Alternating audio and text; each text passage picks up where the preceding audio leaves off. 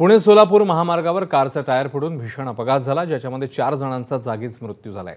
एक जण गंभीर जखमी आहे। इंदापूर तालुक्यातील डाळज इथे अपघात झाला। तेलंगणाच्या मेडक जिल्ह्यातले 6 जण पुण्याकडे जात होते।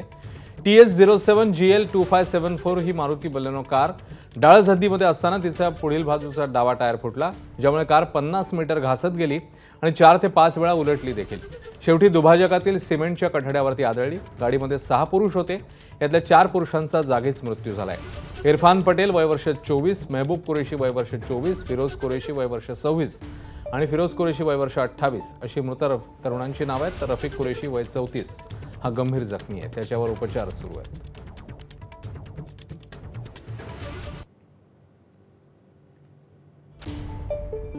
तर टायरची काळजी कशी घ्यायची आहे हे या निमित्ताने पुन्हा एकदा समोर येत आहे। मुद्दा टायरचं आयुष्य 50,000 किलोमीटर असतं, हे ध्यानात ठेवावं।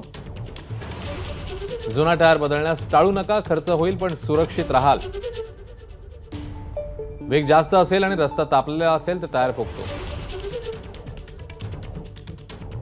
लांबच्या प्रवासात टायरचा दाब प्रत्येक 125 किलोमीटर साधारण तिथपर्यंत तपासावा। सर्व टायरचा दाब सारखा हवा हे ध्यानात ठेवायला हवं। अनेक दिवस कार उभी असेल तरी हवा कमी होते, त्यामुळे प्रवासाला निघाल्यावर हवा तपासायला विसरू नका। शक्य असेल तर ट्यूबलेस टायर वापरा।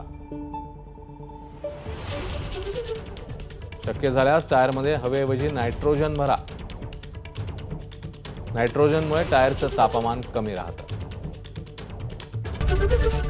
एबीपी माझा, उघडा डोळे बघा नीट।